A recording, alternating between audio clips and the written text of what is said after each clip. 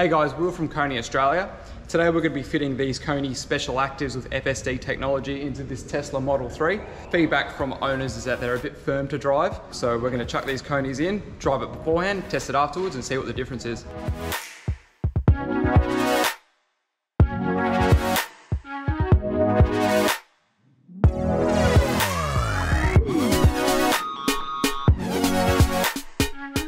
It immediately feels very firm. Not so compliant for a family-friendly car. Put it into some of these corners. It's quite compliant, but you can feel every single bump.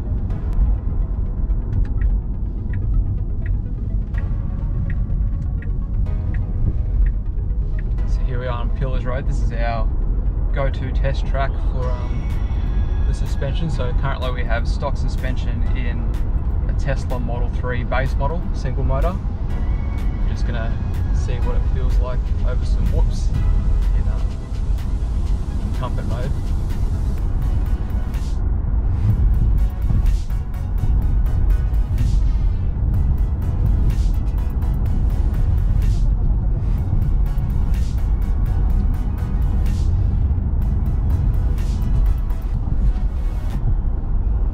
Yeah, this wouldn't be a fun road to drive daily with this current setup. It's a bit firmer than what you'd really like in a comfort vehicle. I feel like this would be nice through the twisties, nice and firm, but with the family in the back and a full loaded boot, I think you'd have some pretty upset passengers. Although this road looks very straight and flat, it is far from it. The water has certainly gotten to it, lots of washouts, lots of temporary repairs. Perfect road for testing out shock absorbers.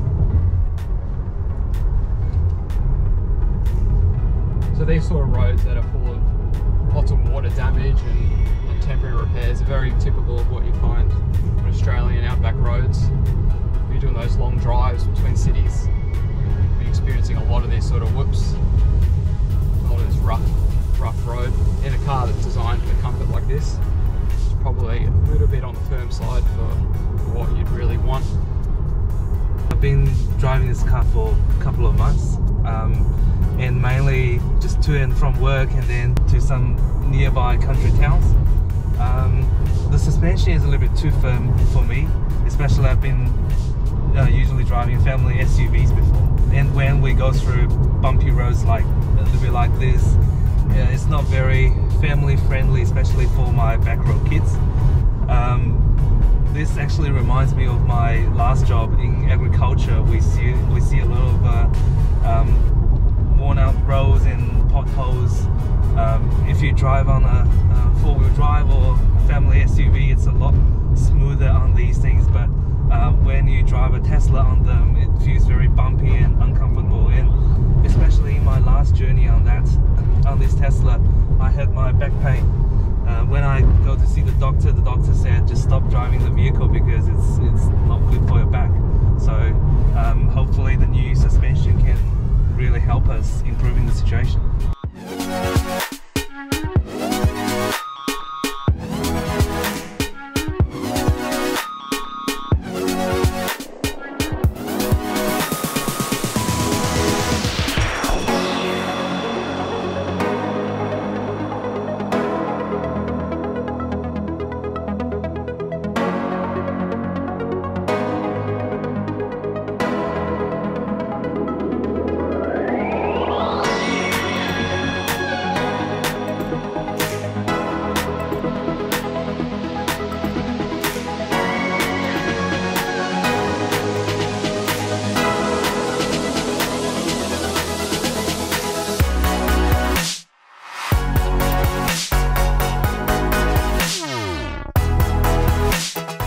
So removing the rear shock from the Tesla might look a little bit overwhelming with all the plastic. Really, it's super simple. There's a shock bolt just at the bottom here. So you undo it just through the access here without having to remove too much plastic, just this bottom guard. And then two bolts at the top here, which will just be undone from the bottom there. And all you'll need to do is undo this top cap and put it on the KONI shock. And then just do the reverse again to refit it all back to the vehicle.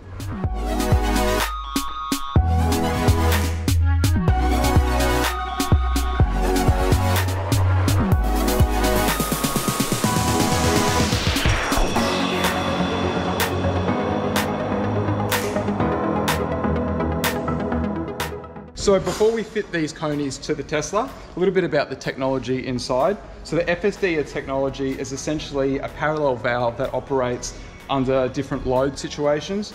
So as we travel through a corner, it'll be nice and controlled. As soon as we hit a bump, the parallel valve will open and it'll take all that force and absorb all that knock and then return to its nice controlled state through the rest of the corner.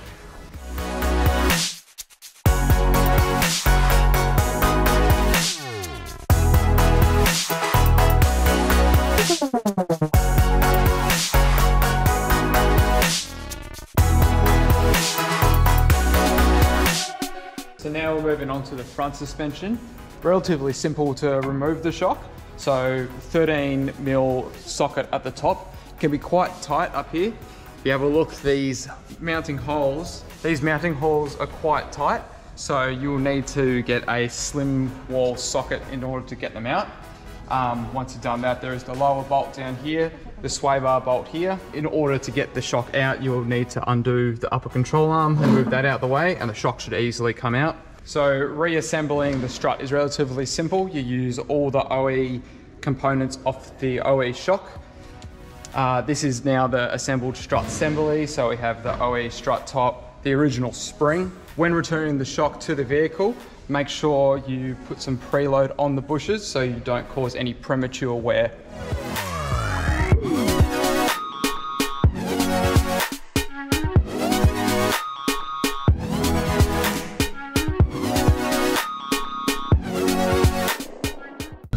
Oh, different.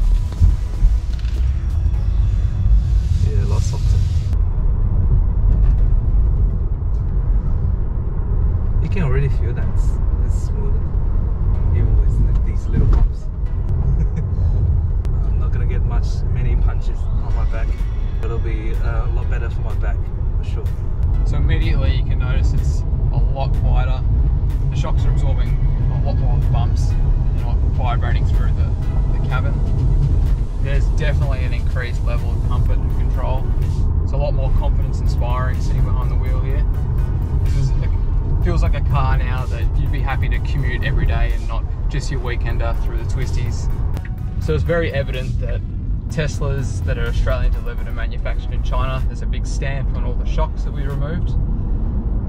KONI's manufactured in the Netherlands to a much higher quality where their focus and their passion is shock absorbers. So you probably wouldn't even think about the harshness of the ride of your Tesla until you get the chance to compare the KONIs versus the OE shocks, and I tell you what, it is a night and day difference in comfort. Thanks for tuning in, guys. Be sure to share this with any of your fellow Tesla owners, and most importantly, thanks for experiencing KONI.